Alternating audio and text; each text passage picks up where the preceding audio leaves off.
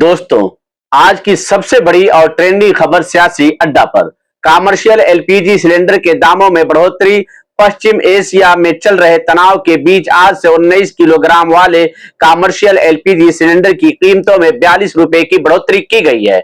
इसके साथ ही 5 किलो वाले फ्री ट्रेड एलपीजी सिलेंडर के दाम भी 11 रुपए बढ़ गए हैं। हालांकि हवाई ईंधन की कीमतों में कटौती की गई है, जिससे अंतर्राष्ट्रीय उड़ानों को थोड़ी राहत मिलेगी। दोस्तों, शिक्षा मंत्री के इस्तीफे की मांग को लेकर 6 जून को प्रदर्शन का ऐलान। नीट पेपर लीक विवाद और सीबीएसई परीक्षा परिणामों से जुड़े मुद्दों को लेकर सोशल मीडिया पर सक्रिय राजनीतिक संगठन कॉकरोच जनता पार्टी के संस्थापक अभिजीत दीपके ने भारत लौटने का ऐलान किया है। उन्होंने घोषणा की है कि वे 6 जून को नई दिल्ली के जंतर मंतर पर शिक्षा मंत्री धर्मेंद्र प्रधान के इस्तीफे की मांग को लेकर एक शांतिपूर्ण विरोध प्रदर्शन करेंगे।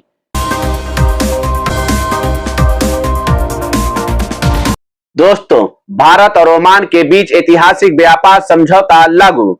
भारत और ओमान के बीच बहुप्रतीक्षित व्यापक आर्थिक साझेदारी समझौता आज 1 जून 2026 से पूरी तरह लागू हो गया है।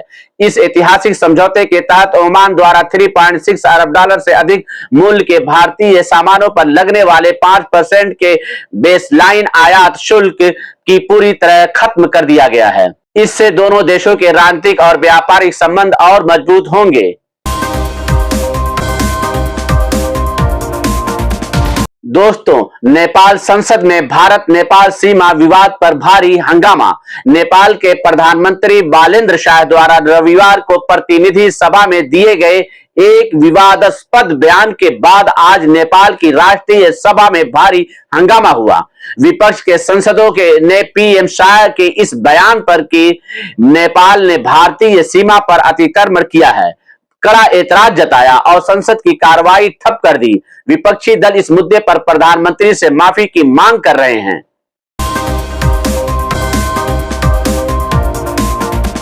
दोस्तों, भारत को मिले 2034 तक के FIFA world cup broadcasting rights. खेल और मीडिया जगत की एक बड़ी राजनीतिक व्यावसायिक डील के तहत फीफा ने जी नेटवर्क के साथ एक बड़ा करार किया है। इसके तहत भारत में साल 2026, 2030 और 2034 के पुरुष फीफा वर्ल्ड कप के साथ साथ 2027 के महिला वर्ल्ड कप के आधिकारिक प्रसारण अधिकार इस नेटवर्क को मिल गए हैं। मैचों का प्रसारण टीवी चैनलों और G5 ऐप पर अलग अलग भाषाओं में किया जाएगा।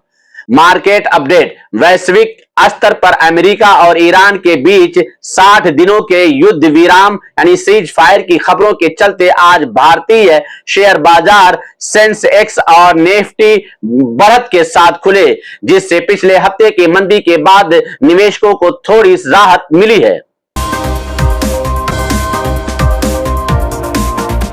दोस्तों, 5 जून से यूपी में एनडीए का महाअभियान, गांवों में लगेगी चौपाल।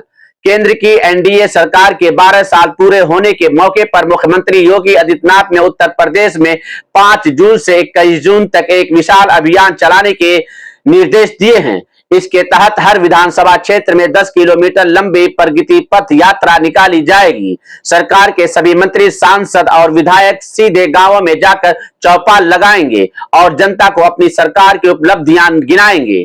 दोस्तों, बिजली बिलों पर 10% फ्यूल सरचार्ज को लेकर राजनीतिक घमासान। उत्तर प्रदेश में बिजली उपभोक्ताओं पर लगाए गए 10% फ्यूल सरचार्ज को लेकर सूबे की राजनीति गर्मा गई है। मुख्य विपक्षी दल समाजवादी पार्टी के प्रमुख अखिलेश यादव ने इसे महा पावर डिजास्टर करार देते हुए बीजेपी सरकार पर तीखा हमला बोला है। उन्होंने आरोप लगाया कि सरकार बिजली संकट दूर करने में नाकाम रही है और इसका बोझ जनता पर डाल रही है, जबकि मुख्यमंत्री योगी आदित्यनाथ ने बयान जारी कर कहा है कि हर क्षेत्र में पर्याप्त बिजली देना सरकार की प्राथमिकता है।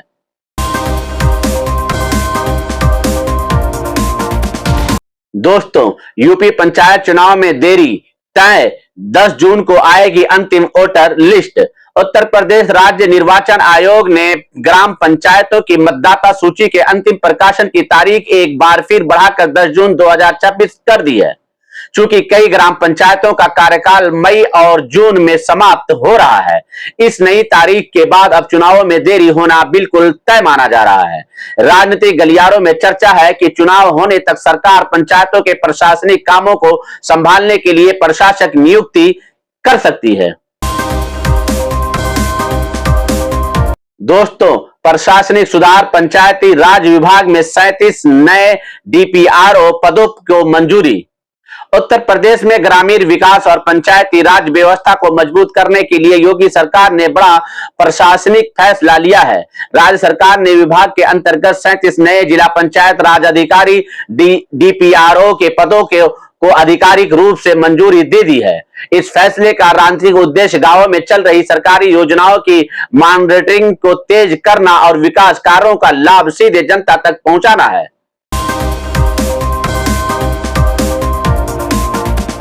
दोस्तों, हमीरपुर पुल हादसे और परीक्षाओं की पारदर्शिता पर विपक्ष हमलावर। हमीरपुर में एक निर्माणाधीन पुल का हिस्सा ढहने के बाद विपक्ष के तेवर कड़े हैं। अखिलेश यादव ने भ्रष्टाचार का आरोप लगाते हुए निर्माण एजेंसी के खिलाफ सख्त कार्रवाई की मांग की है। इसी बीच भर्ती परीक्षाओं में पूरी पारदर्शिता और टेक्निकल मॉनिटरिंग सिस्टम लागू करने की मांग को लेकर हुंकार मंच नाम के संगठन ने यूपी सरकार के खिलाफ बेमियादी आंदोलन की चेतावनी दी है, जिसे विपक्षी दलों का भी मौन समर्थन मिल रहा है। मौसम और सतर्कता अपडेट। राजनीति के साथ साथ यूपी में भीषण आंधी और तूफान को लेकर भी अलर्ट जारी किया गया है।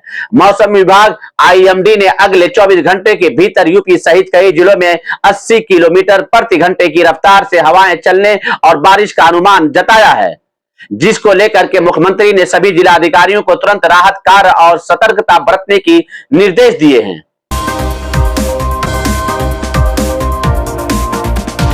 महराजगंज की मुख्य खबर। उत्तर प्रदेश के महराजगंज जिले में सोनौली भारत नेपाल सीमा पर सुरक्षा व्यवस्था को बेहद कड़ा कर दिया गया है। भारत और नेपाल दोनों देशों के सुरक्षा बलों एसएसबी और नेपाल पुलिस ने सीमा पर गश्त तेज कर दी है। आने जाने वाले संदिग्ध लोगों और वाहनों की सघन चेकिंग की जा रही है। सुरक्षा एजेंसियों को हाई अलर्ट पर रखा गया है ताकि सीमा पार से होने वाली किसी भी अवैध गतिविधि या घुसपैठ को रोका जा सके। दोस्तों, आज की इन तमाम बड़ी राजनीतिक, आर्थिक और स्थानीय खबरों पर आपकी क्या राय है? कमर्शियल गैस सिलेंडर की बड़ी कीमतों से लेकर यूपी की राजनीतिक पंचायत चुनाव, महराजगंज सोनौली बॉर्डर की सुरक्षा और भारत ओमान व्यापार समझौते तक सबसे महत्वपूर्ण खबर आपको कौन सी लगी? अपनी राय कमेंट बॉक्स में जरूर लिखिए, क्योंकि आपकी आवाज ही सियासी अड्डा की ताकत है। अगर आप चाहते हैं कि राजनीति की हर बड़ी खबर, हर सियासी हलचल और जमीनी मुद्दों की सच्ची और बेबाक जानकारी सबसे पहले आप तक पहुंचे, तो अभी हमारे चैनल सियासी अड्डा को सब्सक्राइब कीजिए, वीडियो को लाइक और शेयर कीजिए और बेल आइकन जरूर दबाइए, ताकि कोई भी बड़ी खबर आपसे छूट न जाए। मैं हूं आपका अपना साथी, आप देख रहे हैं सियासी अड्डा। मिलते हैं अगली बड़ी खबर के साथ। जय हिंद, जय भारत, शुक्रिया, खुदा हाफिज।